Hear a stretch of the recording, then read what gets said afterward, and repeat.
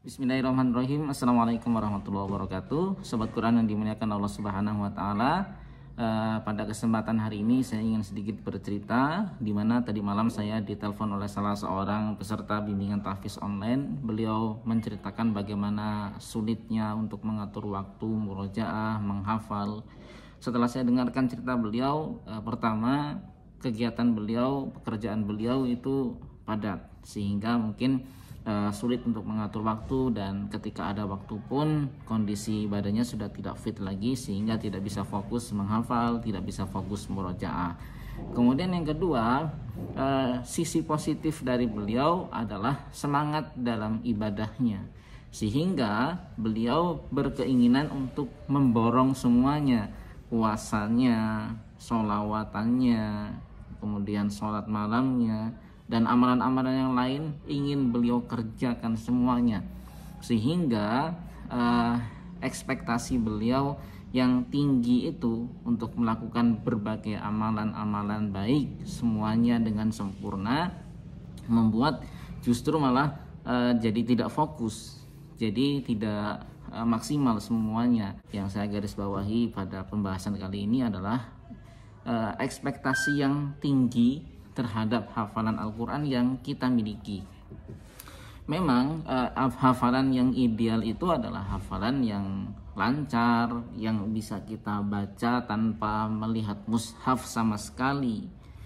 Artinya hafalan itu dobit atau mutkin, ya, seperti Al-Fatihah lah. Jadi bisa dibaca tanpa ada kesalahan, dibaca dengan ringan tanpa berpikir. Kalau bahasa saya itu mengalir tanpa berpikir. Bisa nggak kita mendapatkan hafalan seperti itu? Tentu saja bisa. Akan tetapi kita butuh proses yang menurut saya itu tidak mudah dan tidak sebentar. Prosesnya panjang, tahapan-tahapannya harus kita lakukan, keistiqomahan kita, mujahadah kita, semuanya dilihat. Dalam proses itu tentunya tidak bisa langsung mungkin.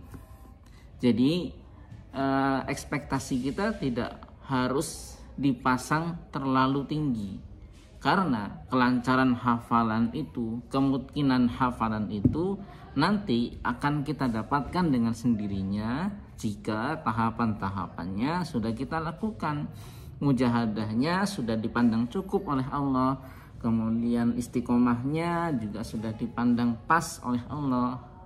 Jadi tugas kita sekarang itu adalah bagaimana kita mengistiqomahkan diri, murojaah terus setiap hari dengan porsi masing-masing, porsi hafalan masing-masing. Setiap kita tentunya punya porsi murojaah yang berbeda-beda, tergantung dari tingkat kelancarannya, tergantung dari berapa banyak hafalan yang kita sudah dapatkan. Semakin banyak hafalan yang didapatkan, tentunya porsi murojaahnya juga harus semakin tinggi. Itu yang terbaik, ya. Dan semakin tidak lancar hafalannya, maka harus semakin sering di murojaah. Jadi ini ukurannya adalah diri Anda sendiri yang bisa menakarnya. Jadi banyak nih para penghafal Al-Quran yang merasa gagal, yang merasa tidak bisa ketika murojaah, tapi di tengah-tengahnya kemudian macet dan dia harus tengok mushaf. Dia merasa bahwa kondisi itu adalah kondisi yang buruk, jadi hafalannya tidak lancar dan seterusnya. Padahal itu normal-normal saja. Hafalan Al-Quran itu sifatnya dinamis, ya. Jadi bisa lancar, bisa tidak lancar. Di satu kesempatan kita murojaah satu surat itu lancar, sama sekali tidak ada yang salah. Tapi di kesempatan yang berbeda, kita murojaah surat yang sama, tiba-tiba ada yang macet, tiba-tiba ada yang kepleset. Dan itu manusiawi sekali. Maka kalau Anda menemui peristiwa seperti itu, ya santai aja, tengok aja mushaf gitu. Ketika lupa, tengok mushaf. Jadi gini aja gampangnya, murojaahlah sebisa mungkin tanpa melihat mushaf, karena itu adalah kondisi terbaik, ya, dimana hafalan Anda tentunya dalam kondisi lancar. Tapi kalau tidak ingat lagi, misalnya di tengah-tengah ada yang lupa, ya sudah, tengok saja ayat yang lupa tadi. Kemudian kalau sudah ingat bisa nyambung lagi, tutup lagi mushafnya, teruskan murojaahnya. Nanti kalau ada yang lupa lagi, tengok lagi, tutup, lanjutkan murojaahnya, begitu terus ya. Jadi tidak usah terlalu memusingkan kalau melihat mushaf artinya hafalannya tidak lancar. Tidak seperti itu. Tugas kita adalah bagaimana kita mengistiqomahkan diri terus murojaah. Masalah lancar tidak lancar itu bukan tanggung jawab kita. Itu adalah hak Allah Subhanahu wa taala untuk memberikan kelancaran itu kepada kita, karena Allah Subhanahu wa taala lah yang menentukan apakah kita layak mendapatkan kelancaran hafalan atau tidak. Dan Allah tentunya akan memberikan itu semuanya dengan melihat seberapa jauh mujahadah yang kita lakukan, seberapa besar istiqomah kita, dan seterusnya. Jadi tugas kita hanya memurojaah, menghafal sedikit demi sedikit, mengistiqomahkan diri sampai nanti kita husnul khotimah bersama dengan Al-Quran tentunya. Itu yang kita harapkan. Dan yang dimaksud dengan husnul khotimah bersama dengan Al-Quran adalah bukan yang hafalannya 100% lancar seperti Imam Abdurrahman Sudais misalnya, atau Suraim dan sebagainya. Ya, imam-imam besar itu pun kita masih sering menjumpai, Anda bisa cek di YouTube, kadang-kadang mereka juga masih salah padahal mereka imam besar.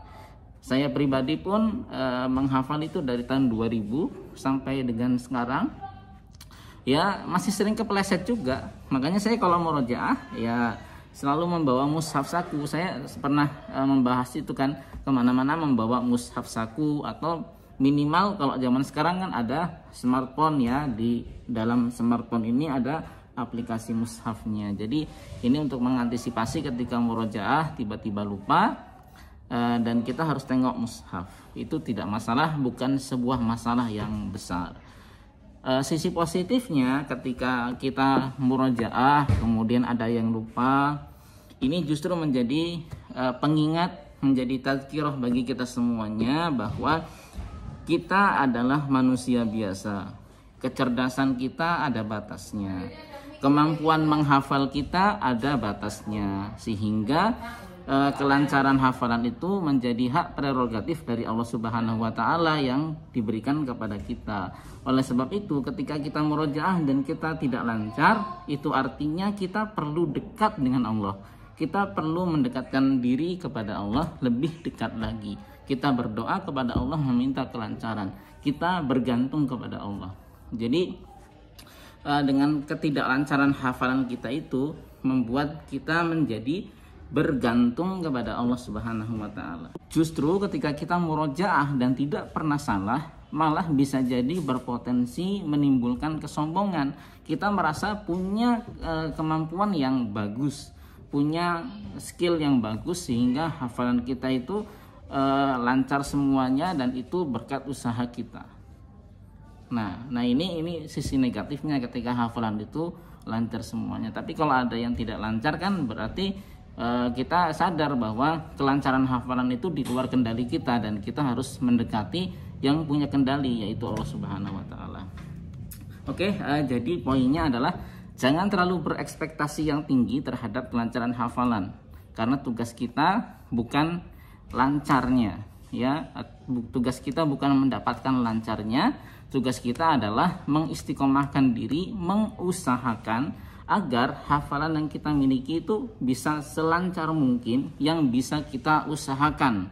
Adapun hasilnya menjadi tanggung jawab Allah Subhanahu wa taala, dan bisa hatam atau tidak bisa hatam nanti sampai akhir hayat juga menjadi tanggung jawab dari Allah Subhanahu wa taala, menjadi hak dari Allah Subhanahu wa taala untuk memberikannya kepada kita, apakah kita layak menerimanya atau tidak. Kalau kita layak menerimanya, pasti Allah akan memberikannya.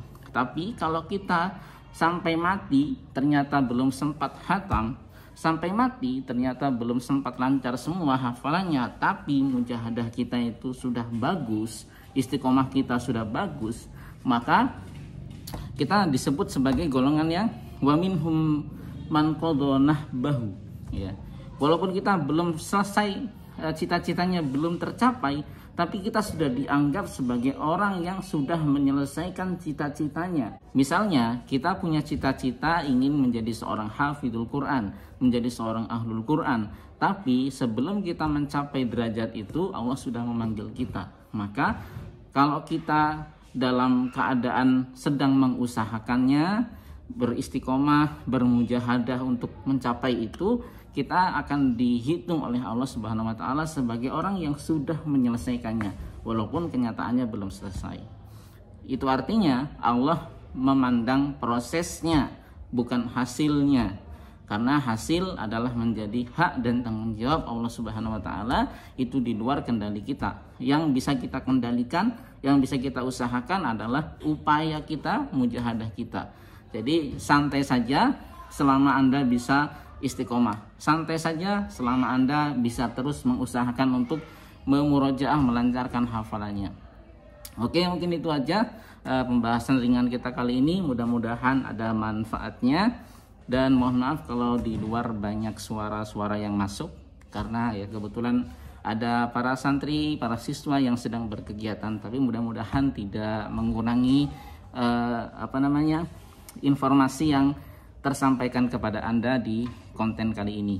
Dan sebelum saya tutup, jika Anda ingin menghafal di rumah, tidak ada pembimbingnya, tidak ada yang menemani, kami ada program bimbingan tahfiz online. Silakan hubungi di WA saya 085267005252. Hanya dengan membayar infak Rp150.000 per bulan, Anda akan saya dampingi dengan waktu yang fleksibel, bisa melalui voice note, voice call, atau video call sesuai dengan kebutuhan dan pilihan Anda. Mudah-mudahan ini menjadi wasilah Anda untuk bisa hafal Al-Quran walaupun tidak sempat mondok.